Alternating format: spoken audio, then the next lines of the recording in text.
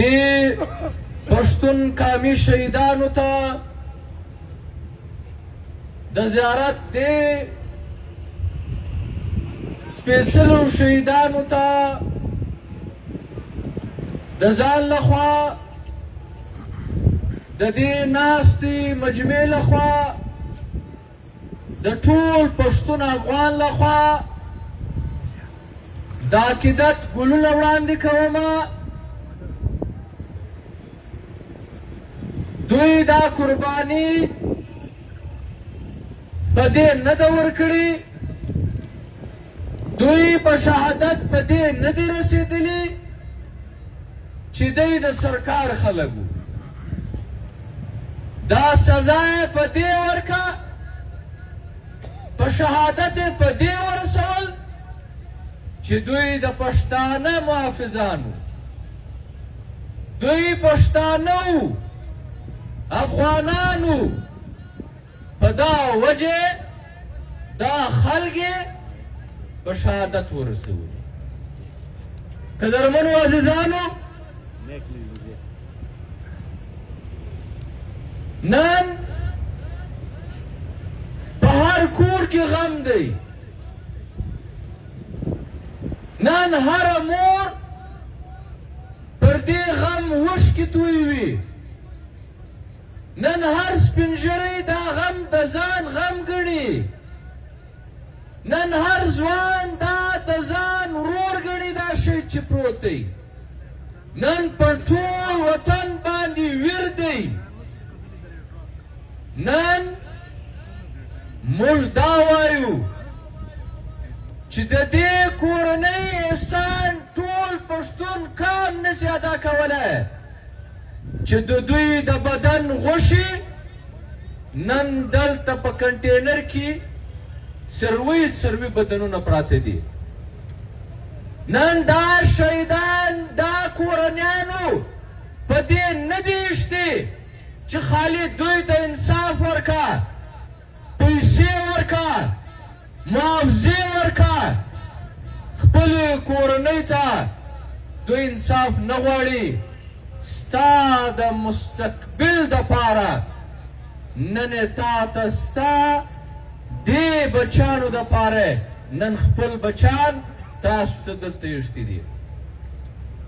نن عزیزانو دې کورنۍ د شهیدانو دې وارثینو نن هغه مړانه وکړه، هغه پښتني غیرت یې وکړئ چې کوم به موږ ذکر کولی چې د احمدشاه بابا بچیان دا داسې غیرتمند دي، دا پښتانه داسې مړونه دي، دا پښتون خپل سر په خپل ورور باندې ورکوي.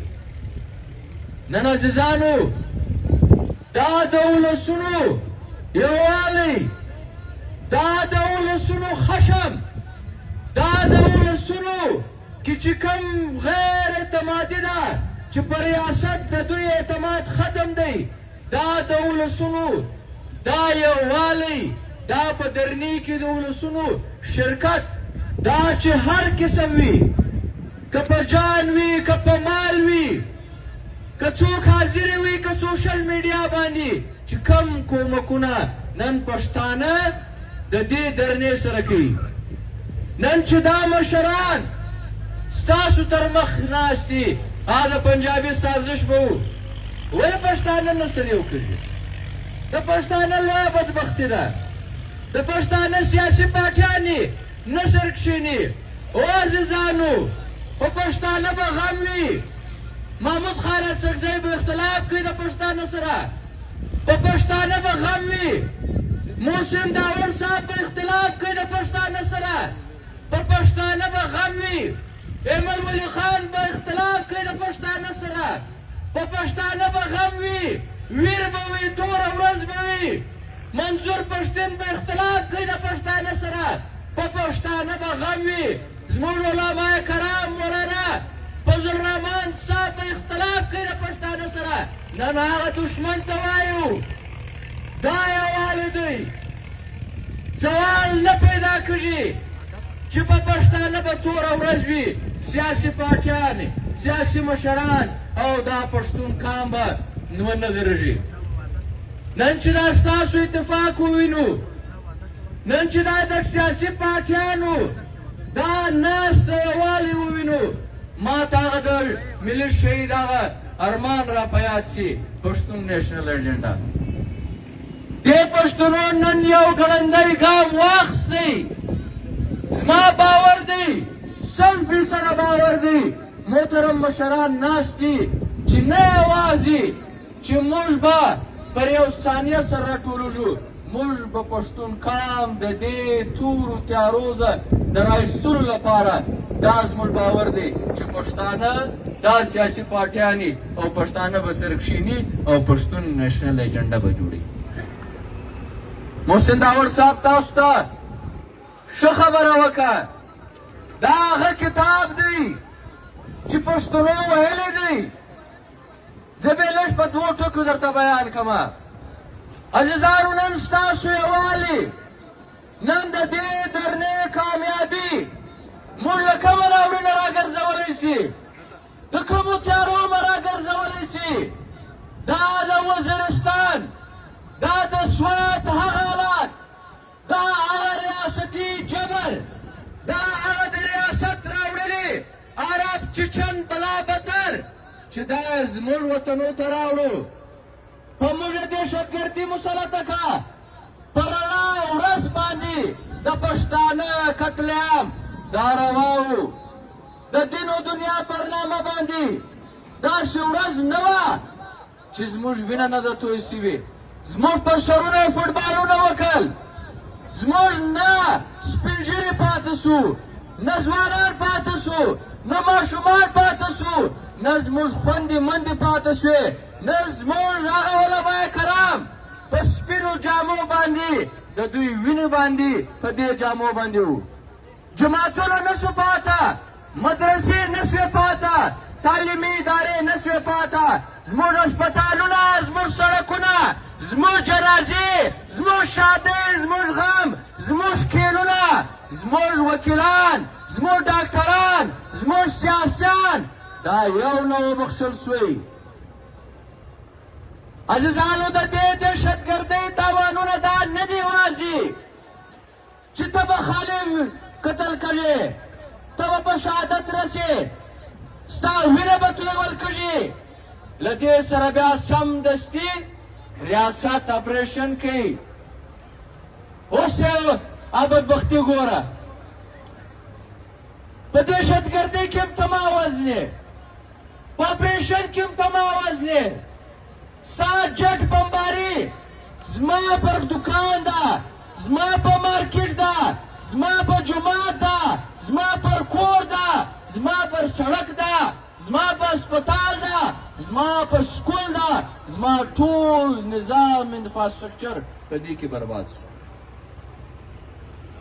عزیزانو، د دې دهشتګردۍ سره خوف راځي، د دې دهشتګردۍ سره جهالت راځي، له دې دهشتګردۍ سره لوږه راځي، د دې دهشتګردۍ سره بېروزګاري راځي، د دې دهشتګردۍ سره پسماندګي راځي، د دې دهشتګردۍ سره نن تاسو ګورئ چې په دې پاکستان کې ستا دپاره په یو ځای کې د اوسېدلو د ژوند تېرولو یوه لاره نشته.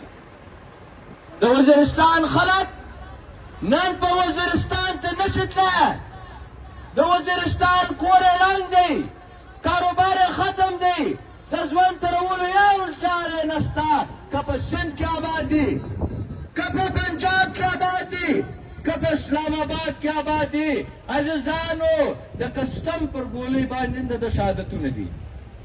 سی ټي ډي، پولیس، آی ایس آی، ایم آی، آی بي، اف آی، فوج، دا ټول د دې ټولو لاسونو ستا په وینو باندې سره دي. د سر و مال تحفظ دا په کراچي کې یو پښتون نه لري، دا په سند کې یو پښتون نه لري، دا په لاهور کې خالي پښتون نه لري، دا په اسلام آباد کې پښتون نه لري. عزتونه یې نیلام سو، بې قدره سو. داسې بې قدرې چا بله ورځ په پنډۍ کې یو سړی راولاړېږي، د پښتانه پور کوي، بیا دعوا ورسره کوي، بیا هغه پښتون وزني جنګ ورسره کوي، بیا پولیس والا راځي د ده کور ودانه د ده سره په تاڼه کې بندوي. تاڼه کې څوک ژوندی سړی نه دی تړلی، یو مړ پښتون یې تړلی دی، د خپلې زنانې سره تړلی دی. تر دې لوی ناورین به شته، تر دې توره ورځ شته، تر دې لوی ریاستي جبر شته. وای پښتانه، وای پاکستان یو قوم دی، نه دی یو قوم. نن پاکستان د پښتانه نه دی، نن پاکستان د سندي نه دی، د بلوچ نه دی، د سرایکي نه دی، د ګلګتې نه دی. نن پاکستان د یو چا هم نه دی ما سوای د پنجابي. عزیزانو دا څنګه ریاست دی؟ ته به فیصله کوې. داور صاحب وویل ښه خبره وکړه چې دا د امریکې بې تنخواه یا تنخواداره سپایان دي، د امریکي سمراج غلامان دي. یوه خبره زه کې اضافه کومه چې له موږ سره څه روان دي، که په دې کې 40 برخې د امریکا سازش دی، 80 برخې د پنجابي استعمار سازش دی. پنجابی هندوستان د ځان دشمن نه ګڼي. عزیزانو په دې سر خلاص کړئ، هندوستان د پنجابي دشمن نه دی. که دشمن یې دی هغه ملي شهید ویلې، هغه پښتون دی، هغه افغان دی. نن دا دهشتګردي داور صاحب تاسو ته بیان کړ، دا له اسمانه نه ده راغلې، دا له مځکې نه ده راوتلې، دا له 50 کاله راشي زموږ په وطن کې دا لوبه، دا غوبل، دا پنجابي استعمار جوړ کړی دی. نن یې هم زړه نه سړېږي، نن یې هم زړه نه سړېږي. دا تا ته په داسې سترګه ګوري، دا ته داسې کمزوري ورته ښکارې، دا ستا غیرت نه ورته ښکاري چې نن باوجوده د دې چې دلته درنه ناسته ده، پښتانه ناست دي، تازه غوښتنې کوي. دا سپین سترګې نن راولاړېږي د یو سړي دپاره په دې خانوزۍ کې د ATF فورس استعمالي، FC استعمالي او په پښتنو باندې مخامخ ګولۍ چلوي. اوس ته ګوره، وایي دهشتګردي ده. عزیزانو وایه اورئ، پښتانه وایي وایه اورئ منې یې ما. بله ورځ چا خبره کوله،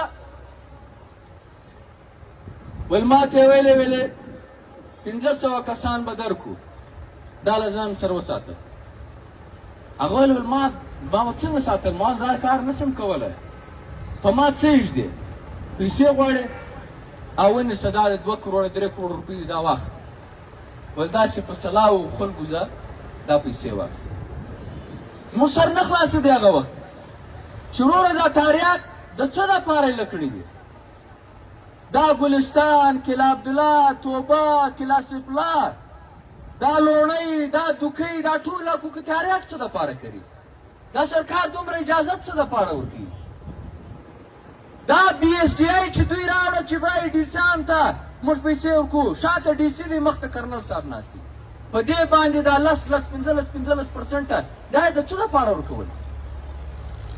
دا چې په کراچۍ په دې لاره باندې دا لوی لوی موټران دا چې غلا کېدل، دا چې له خلکو وړل، دا چې دوی ویل سرکار به ونې ویل دا 500 موټران د پلانکي تنظیم یې وړي، څنګه په رڼا ورځ باندې وړي؟ هغه خو نن موږ ولیدله.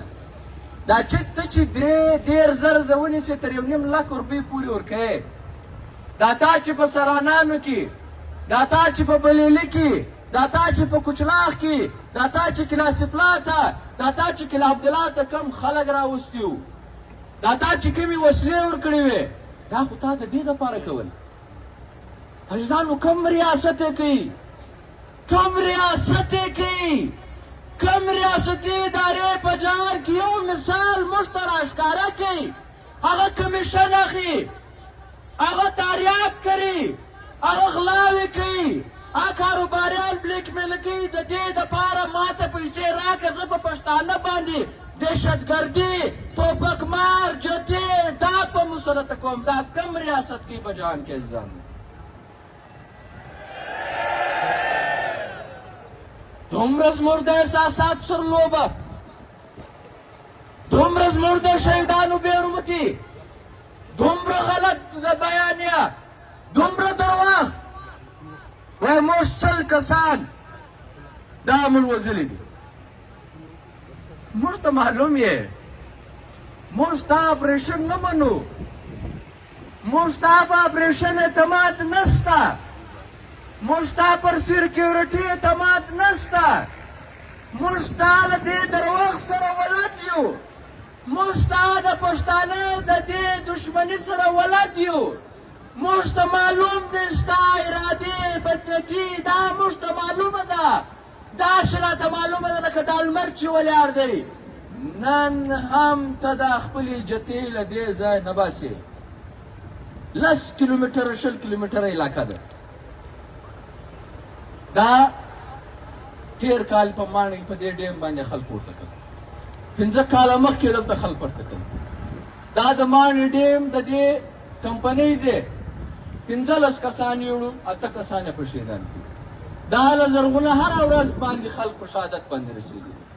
دا شعبان او دا علاقو ته دا منګلې ته هره ورځ دغه دهشتګرد راتلي. چې نن د دې ځای خبره چې لږ غټ سپیکر راوړې، دا په دې جتې چې د ریاستي په سرپرستي کې ناست دي، دا زما او ستا خبره دلته اورېدلی سي. دومره نږدې دې کیڼ ته پراته دي. او تا څه وکړو؟ تا څه وکړو؟ تا نن څه کوې؟ ته دا زموږ بچیان، تا 10 کسان څه دپاره ولېږل؟ تا څه دپاره ولېږل؟ ستا اراده څه وه؟ تا خو د سیکیورټي پر نامه باندې پر موږ FC مسلطه کړې ده. تا خو FC ته فنډ ورکړی دی، بولټ پروف موټر تا ته ورکړی دی، اسنه تا ته ورکړې ده، دوی تنخوا ته ده ته ورکړې، چونګړیانې تا ته ورکړې دي، ډرون له ده سر دی، کیمرې له ده سر دی، سنایپر د ده سر دی، راکټ لانچر د ده سر دی، توپ د ده سر دی، ماټر ګوله د ده سر ده. تا د پولیس والا ولې لږل؟ تا په ماڼۍ کې 15 کاله مخکې د هغه څه FC په شا وه، تا لیویز والا ور مخته کړل. تا څه له دا خلپه وژل؟ نن عزیزانو د تا وطن نیسي، مشران ناست دي، دا ټول ارادې دا ته ستا وطن وخوري. دا ټول ارادې دا ته دي عزیزانو چې پښتون یو نسي، وطن یې تقسیم سي، د پښتانه بچی خوار وي، د پښتانه بچی دی د پردي په جنګ کې استعمال کړي، د پښتانه د بچي مستقبل دا د ده چوکیداري وي، د ده مزدوري وي، د ده غلامي وي، د دې دپاره لګیا دي.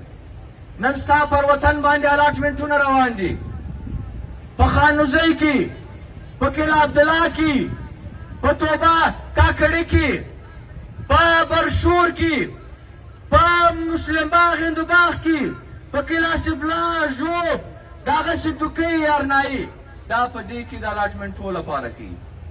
ستا مځکې الاټوي، ستا هغه مځکې الاټوي چې ستا کور دی باندې، ستا باغ دی، ستا کښت و کرونده ده، پر دې باندې الاټمنټونه روان کړي دي. فوجان دي، حصې غواړي، ریټایرډ دي، بیروکریټس دي، ججان دي، پنجابیان دي او غیر پښتانه دي. او زموږ څه بدبخته پښتانه په دې کار باندې لګیا دي، د پښتانه په دې قتلیام کې د دې پښتنو سم لاس دی. عزیزانو موږ مطالبې شتې دي. اوله مطالبه دا ده چې یو داسې جوډیشل کمیشن جوړ کا چې هغه دومره با اختیار وي. وزیر اعلی صاحب خو یو حیثیت نن نه دی پاته سوی، د وزیر اعظم یو حیثیت نسته. دا مولانا اعلان وایو چې نن په دې ملک کې مارشاله ده، هغه به دا اختیار لري که آی جی اف سی ملامت و هغه ته به سزا ورکوي، که کور کمانډر ملامت و هغه ته به سزا ورکوي، که آی جی پولیس ملامت و هغه ته به سزا ورکوي. پښتانه یا دا درنا یا سیاسي پارټیانې تر دې پر کم داسې کمیشن باندې موږ اطمینان نه کوو. دویمه مطالبه زموږ دا ده چې دا کم اف سی تا زموږ په دې پښتانه سیمې کې چیک پوسټو باندې کښېنولې ده، دا هیڅ کار نه کوي. بل کدھر سے آ رہے ہو، کدھر جا رہے ہو، پیالے راکشت کا، گھوڑے راکشت کا، گھوڑے راکشت کا، گریزی کا سامان تو نہیں لے کے آ رہے ہو، یہ معدنیات آپ نہیں لے کے جا سکتے ہو. دیو سی دا کارو د دې دپاره دا کښېنولې وه، د کویلې ګاډۍ به راوګرځوه، د کروم ګاډۍ به راوګرځوه، ما په بې عزته کا په کیلومیټرونو باندې په دې بلیلي، په دې کوچلاغ، په دې علاقو کې ته لاړ شه، په کیلومیټرونو باندې لاینونه لګېدلي دي. هلته یو ګیټ جوړ کړی دی، څلور لارې دي، خو ستا د تذلیل لپاره یوه لاره خلاصه کړې ده، پر دې باندې خل دروه او خل زیروه. آیا دا دعوه هم غلطه ده؟ که ستا هغه بیا هم درسره ومنو، ته وایه وروره خوارج دي، فتنة الهندوستان دی، له پلانکي ځای را روان دي، له افغانستانه را روان دي، نو بیا ته لاړ شه اف سی په ډیورنډ لاین باندې کښېنوه. دا خو بارډر فورس دی، دا خو به هلته ناست و. تا څه کوې زموږ په کلي کې، زموږ په کور په منځ کې د راته کښېنولي دي، هلته د یو څوک نه دي کښېنولي.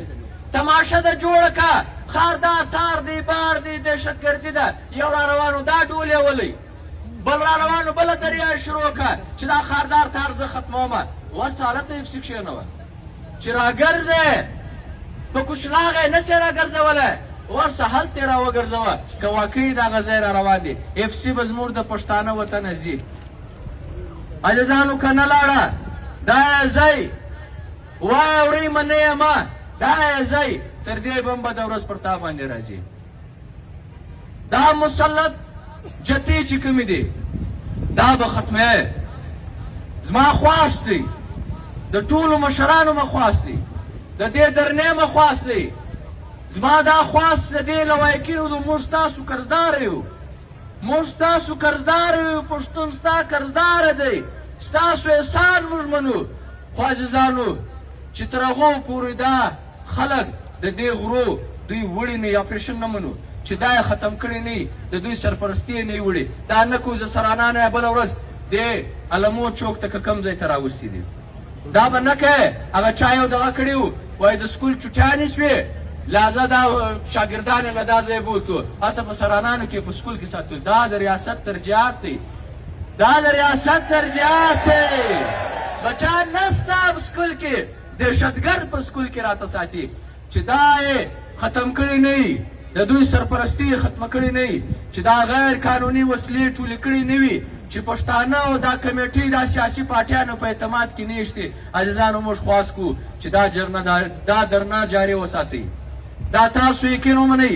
پښتانه داسې ولاړ دي، داسې خل به راځي چې یاره زه دا درته وایم چې په 100 واره دا درنه به پکښ نه سي، تاسو ته به دومره خبر راسي.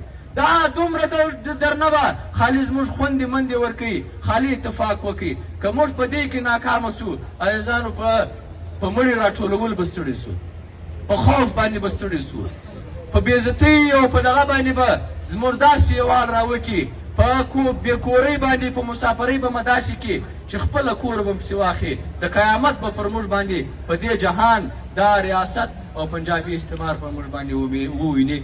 نو عزیزانو زه واره بیا د ټولو اکابرینو، د مشرانو، د ټولو پښتنو خوندو مندو، سپین ږیرو، کامدوسته وطندوسته سردارانو، ملکانو، خانانو، دانشورانو، وکیلانو، بلوڅانو وروڼو، د بلوڅانو چې ټول پارټیانې دي د هغوی کور ودانۍ وایو، د هزاره کمیونټي چې کم خلک دي د دوی کور ودانۍ وایو.